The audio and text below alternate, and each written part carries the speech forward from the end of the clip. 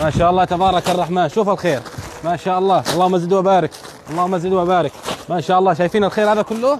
هذا كله بسبب مشاركة للمقطع يمكن وصلنا كل هذا الخير.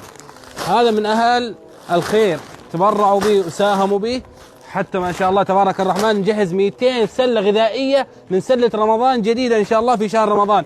ولكن هذه السلة غير، السلة أكبر من السلة اللي فاتت. ما شاء الله تبارك الرحمن. تكلفة كل سلة أكثر أو ما يقارب 35 دولار. الله يجزاكم خير. كل من تبرع وساهم وشارك أسأل الله سبحانه وتعالى أن تكون في ميزان أعمالكم. يعني شوفوا ما شاء الله، شوف الخير الوراء هذا كله، هاي كلها ل 200 سلة من سلة رمضان. ما شاء الله تبارك الرحمن. الله يكتب أجركم ويرزقكم من حيث لا تحتسبون.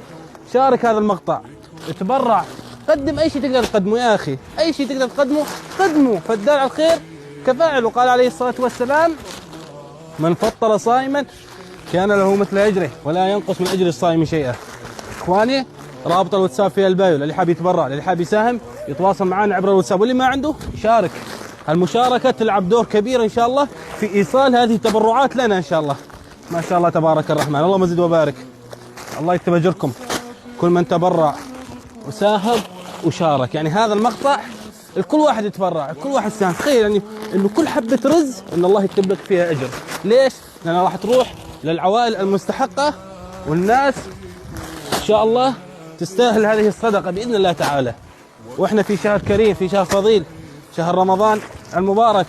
ما شاء الله تبارك الرحمن. الله يكتب أجركم إخواني. رابط الواتساب في البايو، اللي حاب يتبرع يتواصل معنا.